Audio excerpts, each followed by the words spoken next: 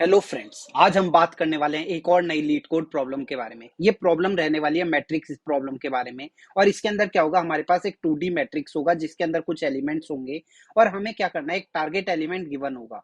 तो हमें क्या करना है, पूरे मैट्रिक्स के अंदर फाइंड करना है वो टारगेट एलिमेंट कहाँ पे है। एक अप्रोच जो सिंपल अप्रोच होगी वो ये होगी कि हम सारे एलिमेंट्स को ट्रेवर्स करें और ट्रेवर्स करने के बाद फाइंड करें कि हमारा टारगेट एलिमेंट है या नहीं। अगर होगा तो हम रिटर्न करेंगे ट्रू, एल्स फॉल्स। लेकिन ये एक अच्छा ऑप्टिमल सॉल्यूशन नहीं है। क्योंकि अगर हम सारे एलिमेंट्स को ट्रेवर्स कर रहे हैं और लेट्स से वहां पे n एलिमेंट्स हैं, तो जो हमारी कॉम्प्लेक्सिटी आ जाती है वो इतनी आ जाती है कि जितने एलिमेंट्स हैं उतनी बार हमें हर एलिमेंट तक ट्रेवर्स करना पड़ेगा। लेकिन अगर एक बेटर ऑप्टिमल सॉल्यूशन की बात करें तो वो सॉल्यूशन इस तरीके से होना चाहिए कि हम मिनिमम एलिमेंट्स को ट्रेवर्स करने के बाद फाइंड कर रहे हो कि हमारा एलिमेंट, टारगेट एलिमेंट वहां पे है या नहीं। तो उसके लिए हमें क्या करना पड़ेगा, उसके लिए हमें सबसे पहले एक प्रॉब्लम स्टेटमेंट हम समझते हैं कि क्या क्या गिवन है और कैसे हमें इसकी इंप्लीमेंटेशन करनी चाहिए। तो अगर हम बात करें, यहाँ पे हमारे पास एक m इंटू एन साइज का मैट्रिक्स है जिसके अंदर क्या है, सारे एलिमेंट्स जो होंगे इंटीजर वैल्यूज होंगे और वे सब सॉर्टेड फॉर्म में है। सेकेंडली जो दूसरी चीज गिवन है वो ये है कि अगर हम जो हमारा सॉर्टेड फॉर्म के अंदर, लेट से हमारे मैट्रिक्स के अंदर, 2D मैट्रिक्स के अंदर मल्टीपल रोज हैं और मल्टीपल ही कॉलम्स होंगे, राइट। तो अब जो हमारी लेट से फर्स्ट रो हमने कंप्लीट ट्रेवर्स कर ली, उसके बाद जब हम सेकंड रो के पास आएंगे तो सेकंड रो के अंदर जो एलिमेंट शुरू हो रहे होंगे वो फर्स्ट रो के आखिरी जो लेटेस्ट, मतलब जो आखिरी एलिमेंट होगा उससे बड़े एलिमेंट्स होंगे। इसका मतलब अगर हम सारी रोज को एक 1D फॉर्मेट के अंदर लिखने वाले हों तो हमें क्या पता चलेगा कि जो सारे एलिमेंट्स हैं वो सारे एक सॉर्टेड फॉर्म में हमें अवेलेबल होंगे, राइट।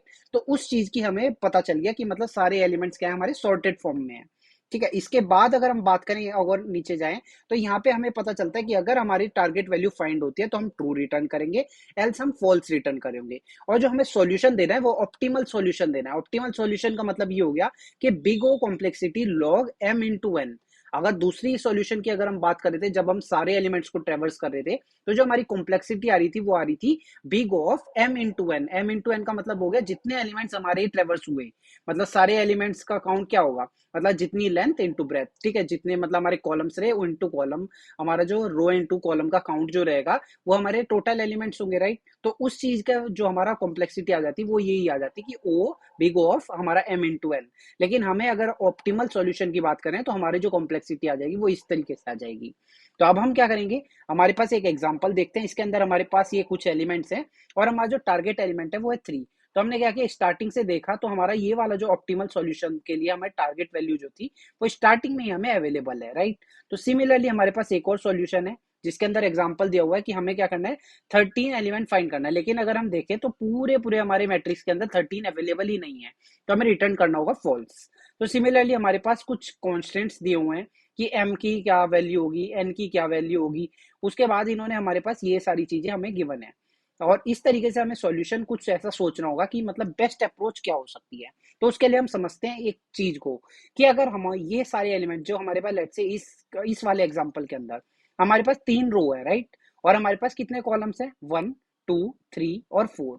तो अब हमें क्या करना है, अगर हम इन सारे एलिमेंट्स को, मतलब जो हमारी 3 रोज है, इनको हम सिंगल 1D फॉर्मेट के अंदर एज्यूम कर लें कि हमारे पास 1D फॉर्मेट में सारे एलिमेंट्स है। तो कैसे आ जाएगा, 1 3 5 7, उसके बाद 10, ऐसे करके हमारे ये सारे एलिमेंट्स आ जाएंगे, फिर ये वाले एलिमेंट्स आ जाएंगे, राइट। और इसके बाद हमें क्या करना होगा, सिंपल अप्रोच ये रह जाएगी कि हम क्या करेंगे कि हम अगर बाइनरी सर्च यूज करें, बाइनरी सर्च का मतलब ये हो गया हम डिवाइड करते जाएंगे कि लेफ्ट साइड में ग्रेटर है कि मिड एलिमेंट निकालने के बाद मिड से डिसाइड करेंगे कि लेफ्ट साइड में हमारा एलिमेंट अवेलेबल होगा कि राइट साइड में। जिधर की साइड भी अवेलेबल होगा फिर उसका मिड निकालते जाएंगे और इस तरीके से हम बाइनरी सर्च का यूज करके अपने एलिमेंट को फाइंड कर लेंगे कि हमारा एलिमेंट यहाँ पे अवेलेबल है या नहीं। तो इस तरीके से हमारा बहुत इजीली सॉल्यूशन सॉल्व हो जाएगा। तो अब हम देखते हैं कैसे हम इसकी इंप्लीमेंटेशन करेंगे। बहुत सारे लोग गलती क्या करते हैं कि हम इसको क्या कोशिश कर रहे होंगे कि मैट्रिक्स को 1D में कन्वर्ट करने की कोशिश करेंगे, लेकिन ऐसा हमें बिल्कुल नहीं करना है। अगर हम करते हैं तो इसका क्या है, कॉम्प्लेक्सिटी और ज्यादा इंक्रीज हो जाएगी। रीजन क्या है कि अगर हम सारे मैट्रिक्स को, अपने 2D मैट्रिक्स को 1D मैट्रिक्स के अंदर कन्वर्ट करते हैं तो सारे के सारे एलिमेंट्स को हमें ट्रेवर्स करना पड़ेगा। तो जो हम ऑप्टिमल सॉल्यूशन फाइंड करने की कोशिश कर रहे थे वही फेलियर हो जाएगा एक तरीके से, क्योंकि हमने पहले सारे ट्रेवर्स करा, फिर उसे 1D में कन्वर्ट करा, फिर अपने एलिमेंट को फाइंड कर रहे हैं। तो कॉम्प्लेक्सिटी और ज्यादा हमने इंक्रीज कर दी। तो हमें ऐसा नहीं करना है। ये जस्ट हम माइंडली गेम खेल रहे हैं जिसके अंदर हम क्या डिसाइड कर रहे हैं कि हमारे जो एलिमेंट है, अज्यूम कर लिए कि वो 1D ऑर्डर के अंदर है और सॉर्टेड फॉर्म में इसलिए क्योंकि हमें ये पता है अब इसके अंदर क्या होगा कि हमारे पास हमें डिसाइड करना है कि किस तरीके से हम इसकी इम्प्लीमेंटेशन करेंगे। तो उसके लिए हम यहाँ पे एक तरीका देखते हैं कि अगर हम यहाँ से शुरू करें, तो यहाँ से हम शुरू करते हैं, तो 0 1 2 3 4 5 6 7 8 9 10 11 इस तरीके से हमारे सारे एलिमेंट्स यहाँ पे आ गए। 1D फॉर्मेट में अगर हमने लिखे होते तो 0 से शुरू होता और आखिरी में जो हमारा एलिमेंट होता वो यहाँ पे आ जाता।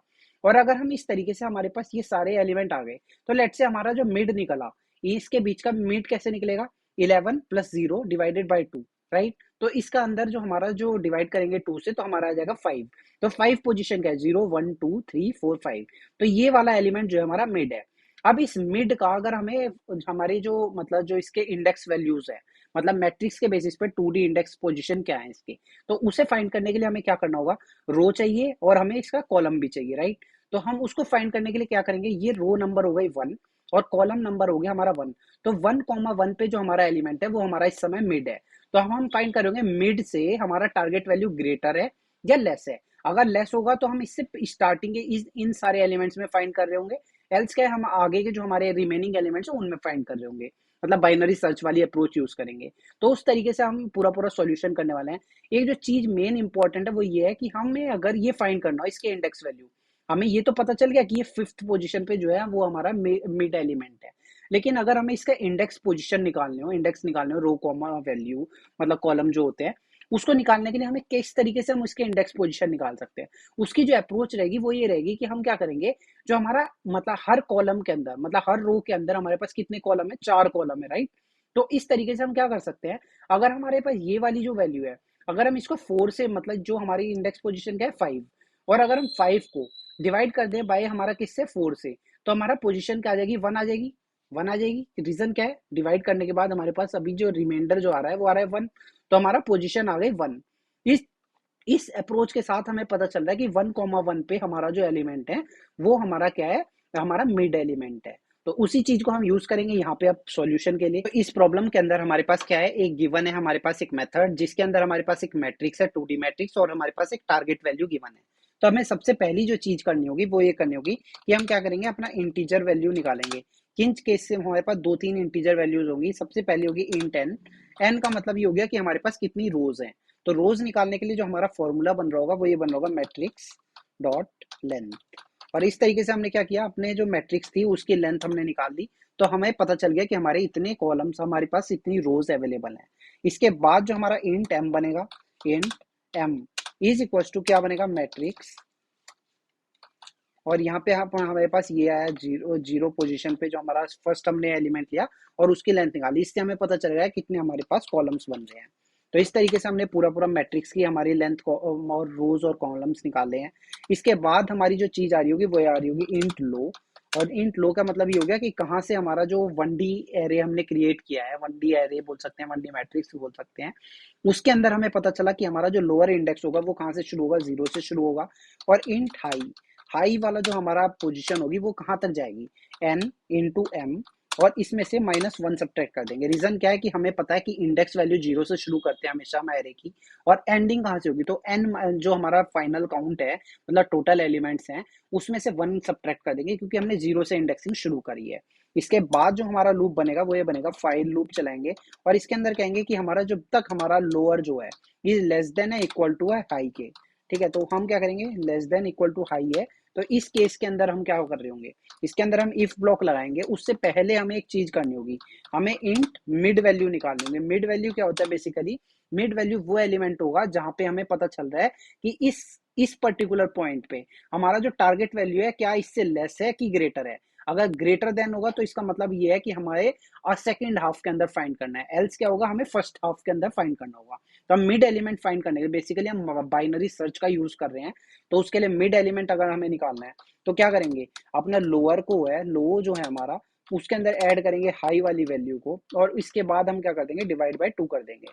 तो इस तरीके से हमारा मिड आ गया। और इसके बाद हमें मिड की अगर पोजीशन चाहिए हो, मतलब इंडेक्स वैल्यूज चाहिए हो, तो हम क्या करेंगे, एक हमें रो होगी, तो रो निकालने के लिए क्या होगा, मिड डिवाइडेड बाय क्या करेंगे, हमारा जो एम है, एम क्या है हमारा, पूरे पूरे हमें पता था कि हमारे जो कॉलम्स हैं, कितने नंबर ऑफ कॉलम्स हैं वो हैं। तो अगर लेट से 4 है तो हम 4 से डिवाइड कर देंगे मिड को, तो हमें पता चल जाएगा। अब हमारा जो इसका जो रो नंबर है, रो मतलब इंडेक्स पोजीशन है, वो क्या है वो पता चल गया। इसी तरीके से कॉलम वैल्यू होगी उसकी, राइट। तो उसको निकालने के लिए क्या होगा, हमारा मिड और रिमाइंडर निकाल देंगे डिवाइडेड बाई हमारा एम के साथ। इस तरीके से हमने दोनों चीजें निकाल ली। और इसके बाद हमारा फॉर इफ लूप चल रहा होगा। इफ के अंदर हम क्या बोलेंगे कि जो हमारा मैट्रिक्स है, मैट्रिक्स जो है उसका जो हमारा क्या है रो, और इस तरीके से हमारा फिर आएगा कॉलम। और इस तरीके से हमने क्या किया, ये मिड वैल्यू निकाल ली। और इसके अंदर मिड वैल्यू निकालने के बाद क्या होगा, हम क्या करेंगे, इसको टारगेट के इक्वल रखेंगे। टारगेट अगर ये इक्वल है तो हम क्या करेंगे, रिटर्न ट्रू। और इसके बाद क्या होगा, एल्स एल्स इफ। और इस केस के अंदर हम क्या करेंगे, मैट्रिक्स हमारा ये वाला जो हमारा क्या है रो, और इस तरीके से हमारे पास कॉलम आएगा। इस तरीके से हमने क्या किया, अपने जो मिड वैल्यू थी उसको निकाल दिया। और मिड वैल्यू जब हमारे पास आ गई तो हम कह रहे हैं कि क्या ये लेस देन है टारगेट के। अगर मिड वैल्यू हमारी लेस देन टारगेट है तो हमें क्या करना है, सेकंड हाफ में फाइंड करना है। तो सेकंड हाफ में फाइंड करने के लिए क्या करेंगे, अब जो हमारा लोअर इंडेक्स था उसको हम चेंज करके, अभी तक 0 पे पॉइंट था, अब क्या करेंगे हम मिडल वैल्यू से नेक्स्ट वाली जो पोजीशन होगी उस पे पॉइंट कर रहे होंगे। तो उस पर पॉइंट करने के लिए बेसिकली हम क्या करेंगे, मिड प्लस 1 कर देंगे। तो इस तरीके से हमारा लोअर इंडेक्स आ गया। अब एक एल्स केस बनेगा। एल्स केस ये बनेगा कि अभी तक हमें पता चल गया कि वो सेकंड हाफ में था, लेकिन ऐसा केस भी हो सकता है कि जो हमारी टारगेट वैल्यू है वो फर्स्ट हाफ में हो। तो उस केस के लिए जो हमारी वैल्यू बन रही होगी वो ये बन रही होगी कि जो हमारी हाई की वैल्यू थी, जो अभी बिल्कुल एंडिंग पोजीशन, मतलब फर्स्ट जो 1D एरे हमने क्रिएट किया था मैट्रिक्स को, उसके अंदर हम फाइंड कर रहे थे बिल्कुल आखिरी एलिमेंट तक। लेकिन अब हमें पता है कि वो सिर्फ फर्स्ट हाफ में मिलने वाला है, मतलब मिड एलिमेंट से पहले वाले एलिमेंट्स के अंदर। तो हम क्या करेंगे, जो हाई एंडिंग पोजीशन है उसको मिड से पहले वाले एलिमेंट तक पॉइंट करेंगे। तो उसके लिए क्या है, मिड -1 कर देंगे। इस तरीके से हमने ये सारी चीजें करी। इसके बाद जो चीज हमारे पास बचती है वो ये बचती है कि हमें क्या करना है। एक केस तो अब तक ये बना कि हमारा एलिमेंट फाइंड हो रहा है, लेकिन अगर एक केस ये बनेगा कि हमारे पास एलिमेंट है ही नहीं, मतलब पूरे हमने 1D एरे के अंदर ट्रेवर्स किया और हमें वो एलिमेंट मिला ही नहीं, तो उस केस के अंदर क्या करेंगे, रिटर्न करेंगे फॉल्स। और इस तरीके से हमने ये सारी चीजें करी हैं। अब हम इसको एग्जीक्यूट करेंगे, राइट। तो एग्जीक्यूट करने से हमें पता चलेगा कि हमारा कोड कितना सही तरीके से वर्क कर रहा है कि नहीं कर रहा है। तो हम देख रहे हैं कि हमारे जो कोड था बहुत अच्छे से इसने वर्क किया है, और बहुत मतलब रन टाइम भी 0 मिली सेकेंड का आया है, राइट। तो इस तरीके से अगर आपको भी प्रॉब्लम सॉल्व करनी है तो आप इस चैनल को सब्सक्राइब कीजिए, लाइक कीजिए। That's all for this video, thank you.